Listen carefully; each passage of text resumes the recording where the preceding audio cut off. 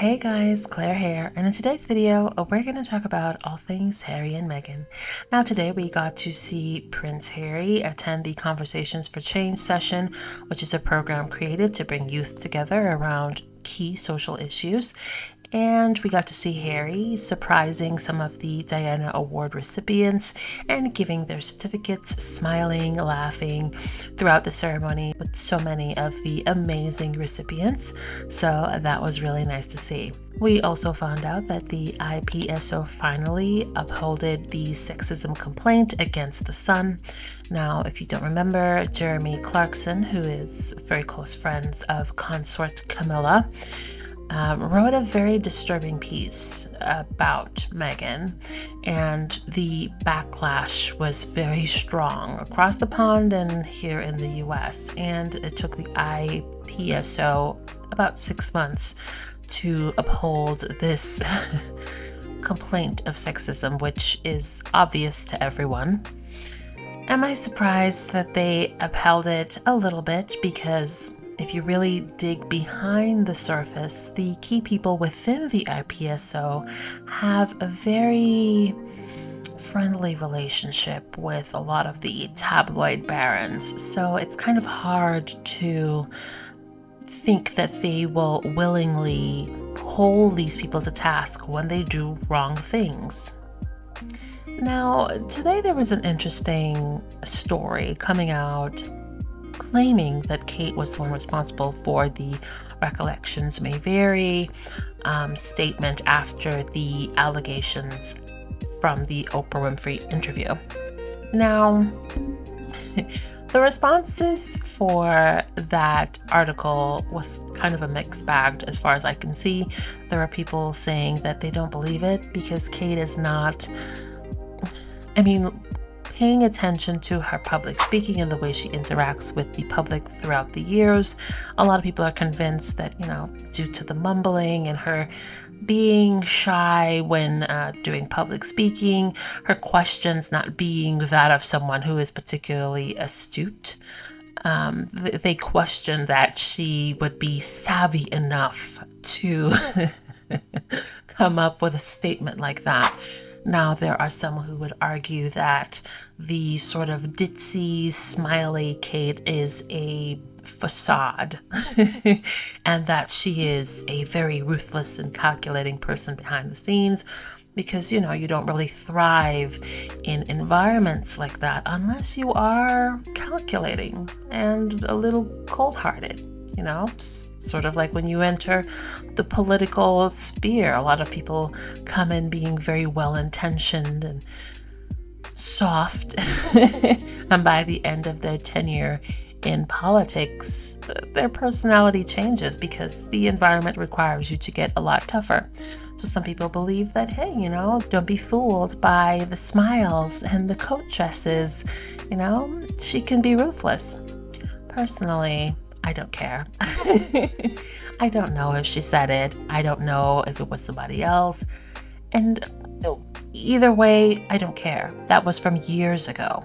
And personally, I think this new story is just another distraction from the not so good press that the royal family has been getting of late. Now, let's not forget that the Sovereign Grant was recently released. And in it, the figures were telling.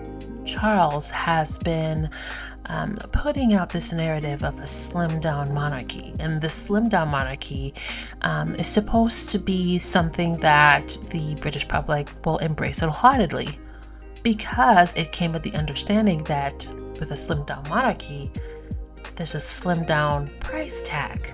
But that does not appear to be happening. You see, Queen Elizabeth is no longer here. Harry and Meghan are no longer working. Andrew is off. And the prices or the taxpayer burden has been steadily increasing. And this year is no exception.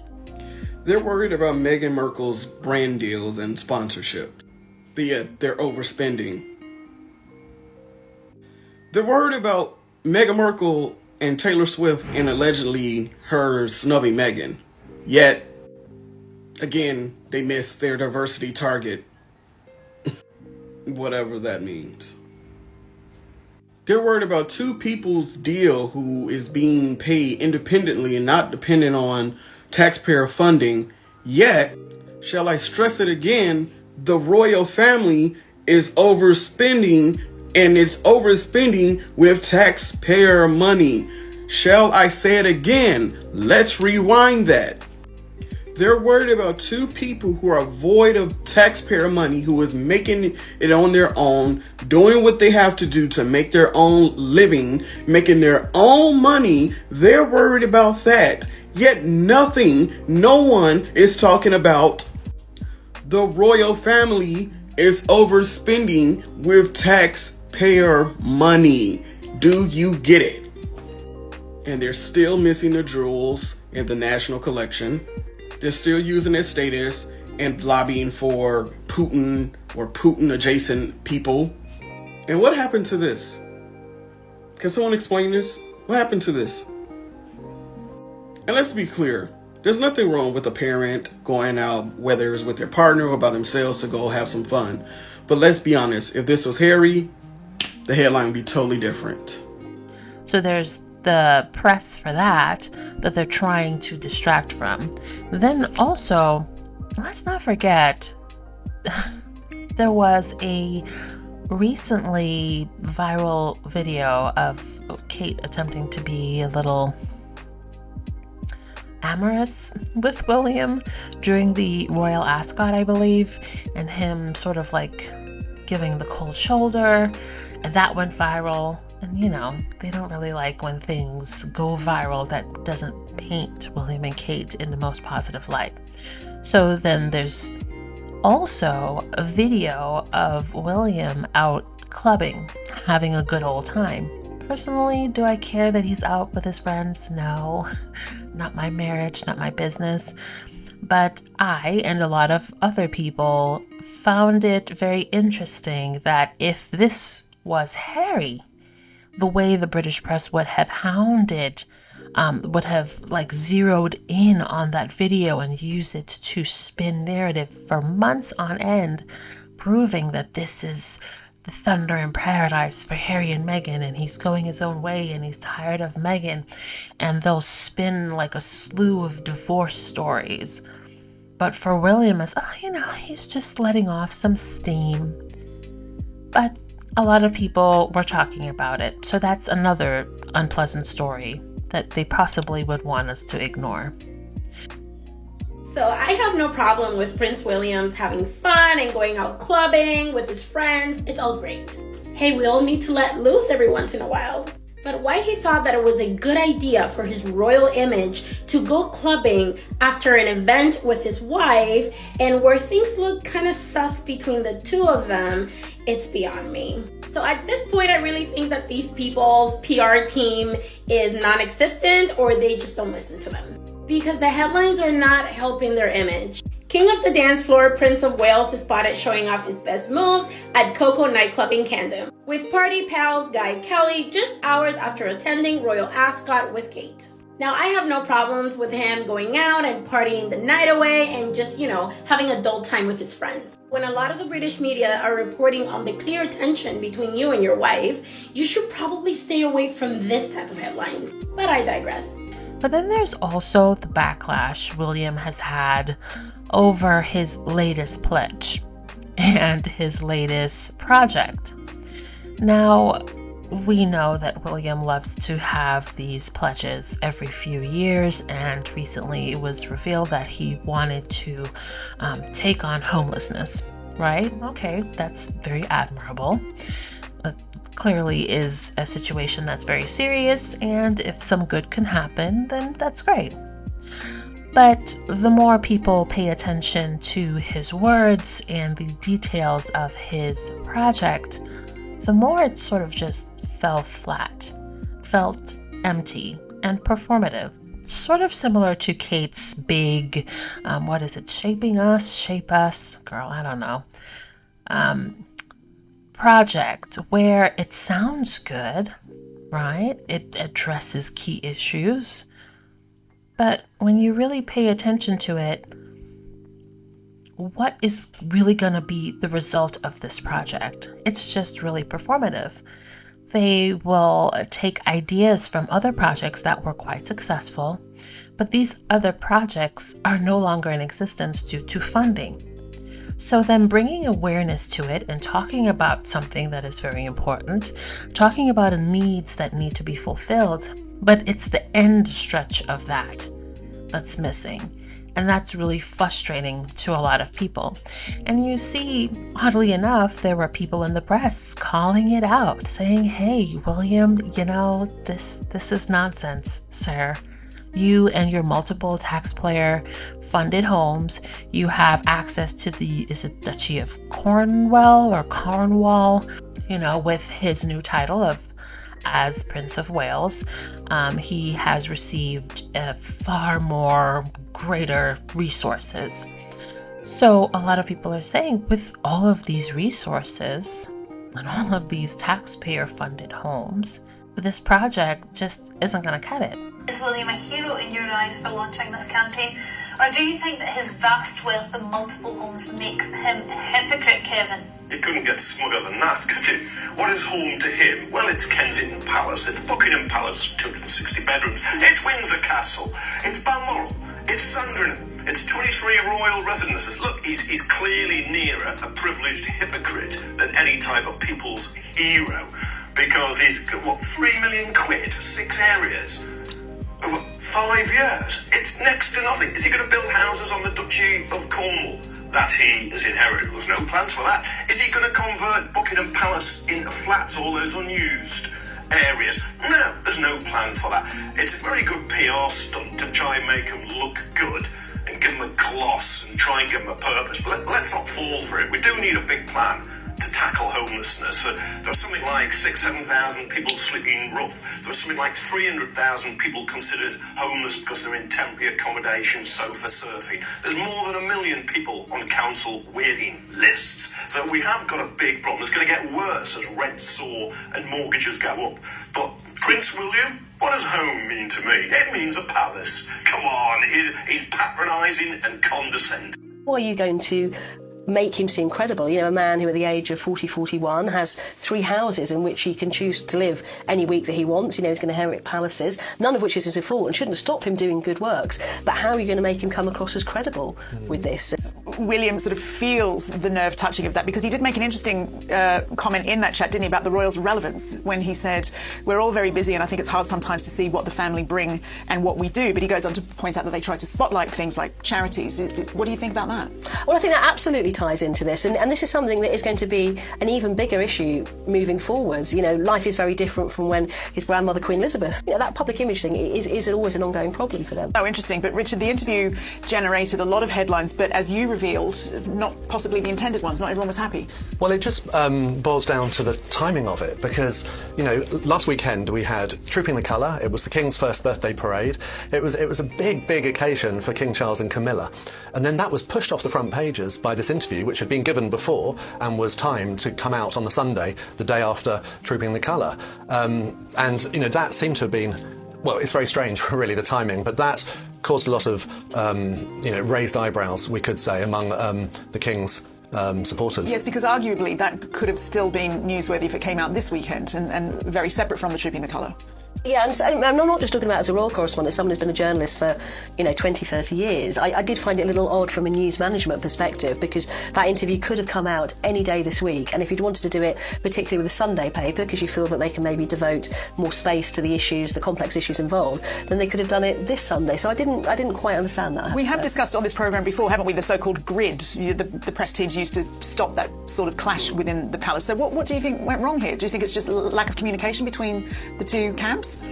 What went wrong, I'm not sure, but I do think maybe they don't think anything went wrong and everyone's very happy about it. I don't know. But yes, I'm sure. I doubt it. But what I do think is it does show that they do need to have more grown up, sensible, lateral thinking amongst them to work out. They've had a lot of trials and tribulations over the last few years, Harry and Meghan on all those issues. I think they're in a very good place now, but there's big bear pits along the way in terms of, relevance and value for money. And I think this is where they do really, as a family, need to pull together and all to be singing from the same hymn sheet. What do you think those sorts of situations can be avoided in the future? Well, and to have sort of rival camps and rival officials. I have to say the other aspect of it that did concern people was the lack of credit in this interview for his father, because Prince William made it sound in the Sunday Times interview as if it's completely his new initiative. Remember, he's in charge of the Duchy of Cornwall now, which is a huge area of land covering many acres of Devon and Cornwall and other places, and he was talking about some venture about building more social housing. Well, Prince Charles, King Charles,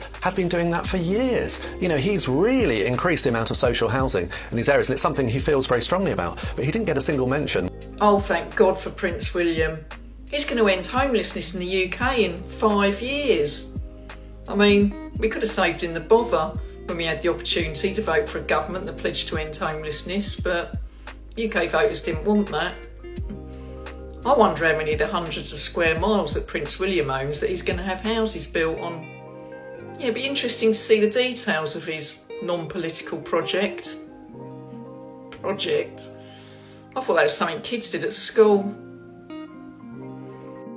So there was a lot of backlash about that. And then there was also a lot of people on social media making fun of the fact that all he does is give pledges. Every few years, it's a new pledge, it's a new thing. But those things never end up going the distance. And from what we've heard so far, there's a lot of doubts that this one will go the distance as well. Breaking news. Prince William has pledged to end homelessness in the next 5 years with his initiative, Homeworld. Now, he and his team has claimed it is not a PR move, and I believe them. Let's look at some other pledges that he has pledged over the years. In 2018, he pledged to make peace in the Middle East his lifelong project. In 2016, he pledged to get men to talk more about their feelings and to prevent suicide. In 2023 of this year, he pledged not to take any more crap from Camilla. In 2012, he pledged to save outdoor spaces, and he warned us all of the dangers of children being cooped up indoors. Okay. In 2010, he pledged to return a warrior skull, an Aboriginal warrior. I lost count of the years, but anyway, he pledged to tackle illegal wildlife trade. A lot of pledges. In 2020, he pledged to remember the Holocaust.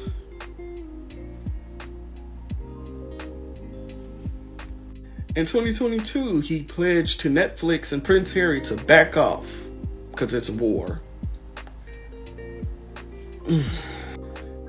In 2013, he pledged and devoted his love to Africa.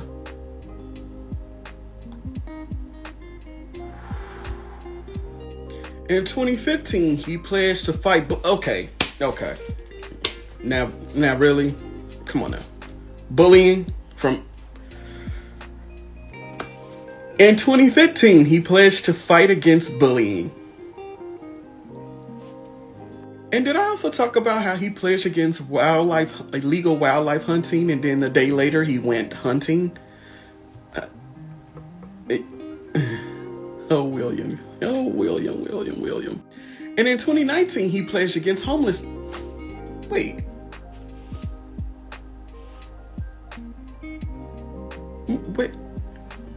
But if he pledged against homelessness this year, and he pledged to end it in the next 5 years, but in 2019 he pledged to fight against homelessness, which was 4 years ago.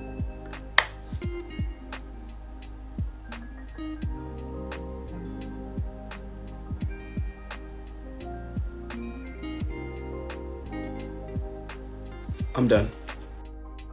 There was also a video. William has not had a good week. But there's also a video of William visiting, oh my goodness, I can't remember where. I'll try to insert it when I'm editing. But he was visiting someplace and, they had put out the barricades to keep the crowds at bay, crowd control. But the problem is there were only about 4 or 5 people who showed up. So you see him walking down a road talking to someone, and all of the sides are barricaded, but there's nobody there, So that video made the rounds on social media as well, and a lot of people were laughing about that. So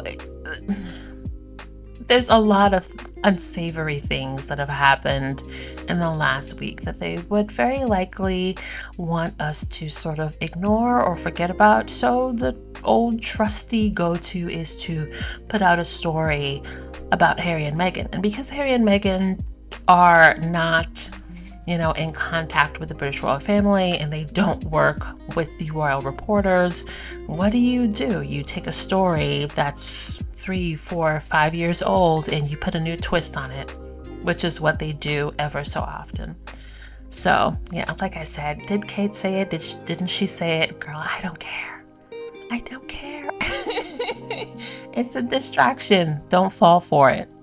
Also, for those of you who don't know, Suits is on Netflix and still doing well. There's so many people on social media that have been watching it, who are either like old school Suits girlies like myself. I followed Meghan religiously while she was on Suits. That's when I found out about her, fell in love with the show, fell in love with her. So it's nice to be able to go back and watch Suits there. It's on Netflix, and I think it's still on Peacock if you have Peacock instead of Netflix. And last I saw, it was like still trending at number 2, which is crazy. It was so nice to see Netflix saying, hey, there's Meghan Markle before Prince Harry. Yes, let us know. Let it be known our girl was doing her thing long before Harry. But there's also a lot of people who haven't seen Meghan in Suits and are getting to see her in her acting glory, and have been leaving a lot of really nice comments on social media. So that was really nice to see. I've seen a few comments on my videos that got me thinking. The comments usually say something along the lines of, I've given up on Charles, I'm just waiting on William. But I have to ask, what are you waiting for? Because the king you will have with William is the prince you have now. William will be the king who disrespects his wife publicly, pulling away from her touch and shutting her down when she speaks, and a king who puts his finger in the face of women as if they were a child he needs to admonish. He will be the king who called his mother, who was chased to her death by paparazzi, paranoid, and the king who leaked stories to the royal rota about his brother and sister-in-law and then questioned their mental health. William will be the king who's repeatedly described as incandescent with rage and who physically attacked his brother for daring to not do as he was told. He will be the king who shows up to food banks empty-handed, the one who repeatedly announces that he has a great plan to solve a major societal issue. And just wait, we're going to hear about it really soon. And he will also be the king who allows the tabloids to abuse his children for their own entertainment. William is already a grown man, a fully formed adult. He will not have a great epiphany when he takes the throne and suddenly become compassionate and full of integrity. And to be fair, William was groomed into this role, and he's playing the part he was given well. Harry explains in Spare that during his conversation with Charles about what he should do after graduating Eton, Charles tells him that heirs were discouraged from work. Heirs shouldn't do too much, try too hard for fear of outshining the monarch. They should sit on their pedestal that no one else can quite reach and just make sure the monarchy looks good until their turn comes. And that is exactly what we should expect from William, and nothing more. When someone shows you who they are, believe them. Defending Meghan Markle. And what I found about her haters is that they're the most unloved, unwell people on the planet. Because when you ask them, why do you hate Meghan so much? They're gonna pull up their receipts, and the receipts will sound something like this. September 2017, she walked in front of Harry, thereby stealing his spotlight. Last Tuesday at 8 p.m., Harry held the umbrella for her, thereby proving that she views him as her accessory. She smiled too much in the month of July. She's a liar because she said she liked avocado in April, and in May, her favorite fruit became tangerines. It's like, do you hear yourself? You are obsessed and you need to seek professional help. And I find the mob mentality of it all so terrifying and sad. Because imagine being at the center of that madness and that vitriol. Like, yes, I get it. She's a rich woman and she'll always be shielded by her money. But no human deserves that kind of treatment. I wanted to add on to this comment because not only does Kate Middleton get almost nonstop perfect coverage, she gets to move on when she makes mistakes. Imagine if Meghan had this happen to her. Now imagine you're Kate and it happens often. And I'm not even including the one where she actually mooned people on an engagement. I'm not even going to show the picture. I'm not even going to show the blurred version because I don't want people to report my account. And not only does she get to move on, they are constantly sweeping everything she does under the rug that could be critiqued. Since she married William in 2011, she has not done more than 145 engagements per year. For context, in 1985, when William was the same age as George was in 2016, Princess Diana did 299. In 2020, when she did a virtual engagement, she was caught in an embarrassing situation when they told her, "You haven't visited us since 2012 in 8 years." But you probably didn't hear about it because this is the type of puff pieces that were written about her when she did that engagement. Like, it's just so crazy to me that Kate can be the least busy of all senior royals for constantly made blunders like this. Didn't start her own solo project until September of 2018, seeing a couple of her charities shutting down or partially shutting down, and she's allowed to move on from these mistakes, which I do understand is a curse in and of itself, that she has to constantly stay silent, do nothing, and be perfect. However, Meghan is dragged through the mud for seemingly anything and everything. In one of my recent videos, someone made a comment about Charles's 70th garden party birthday. They were discussing a rumor as if it was a fact. Like, imagine the Daily Mail debunking you and debunking that rumor and you still going around and believing it as a fact. Like, I just keep remembering when the South Park episode aired and the British media and the Rota just like whipped themselves up into a frenzy. And they literally feasted on that for days and weeks and possibly months. And that's what Meghan Markle has to deal with versus Kate, where for every one of these, you get about 12 of these puff pieces. And vice versa with Meghan. For every one good story about her, you get about, honestly, like 100 bad ones that go on for days and weeks and months and years because people still write about stuff that happened like 5 years ago.